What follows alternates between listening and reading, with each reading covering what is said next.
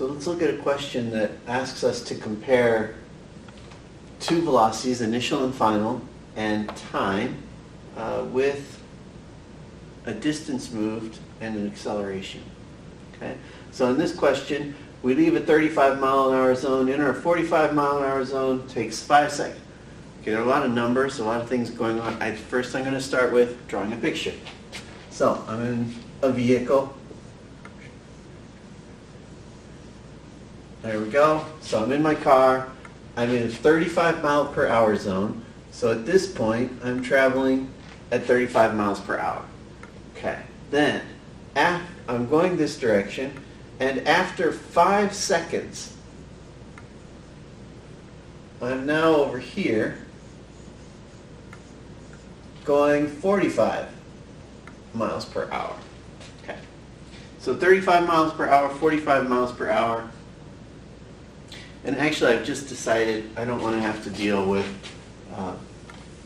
converting units. So I'm going to change this problem to make it easier for us. So changing units is not a part of this question. So 35 meters per second to 45 meters per second in 5 seconds. So how far do you go in that time? Well, to answer these questions, I need to look at what do I know, what do I not know. So known and unknown. Known. 35 meters per second is one thing. That's my initial speed. V initial. 35 meters per second. Then I go into a 45 meter per second zone. So that 45 meters per second, that's my final. And I know that it takes 5 seconds. So delta t, 5 seconds. So those things I know, and I know my acceleration is constant, which is good because all of our equations are only good if acceleration is constant. How far do you go in that time?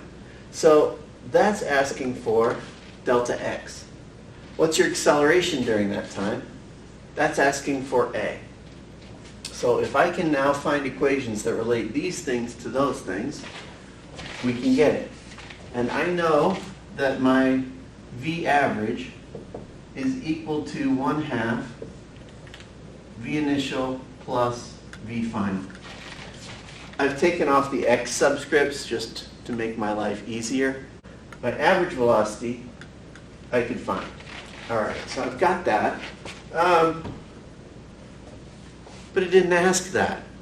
See, if I'm just randomly grabbing my equations, I might get something that I don't really need. So that one we didn't need. So let's look at the next one.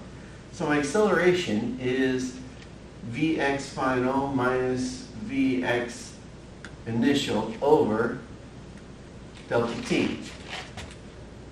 Hey, that one I can figure out.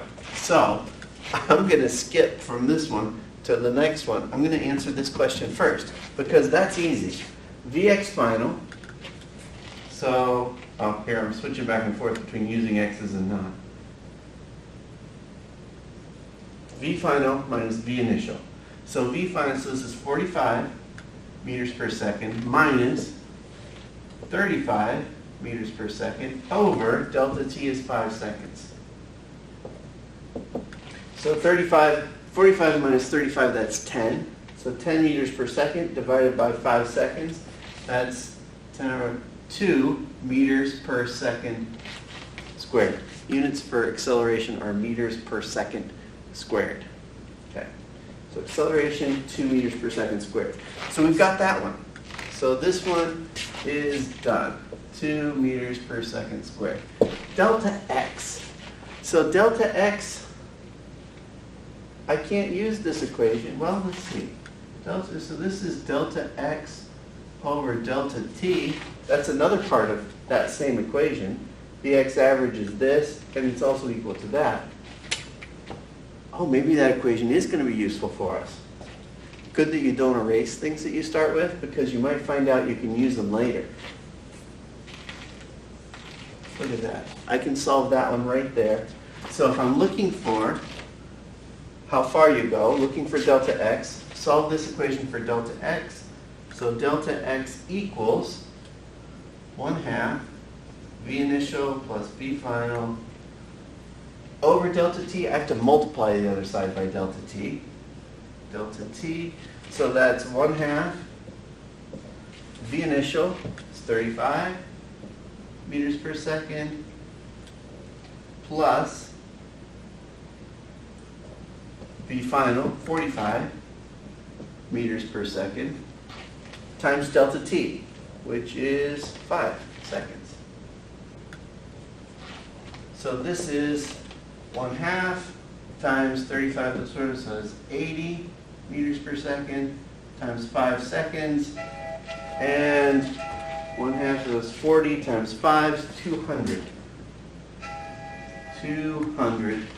So meters per second times second, the seconds cancel, and we're left with meters, which is good because delta x should be in meters. And there we go, we've solved the problem.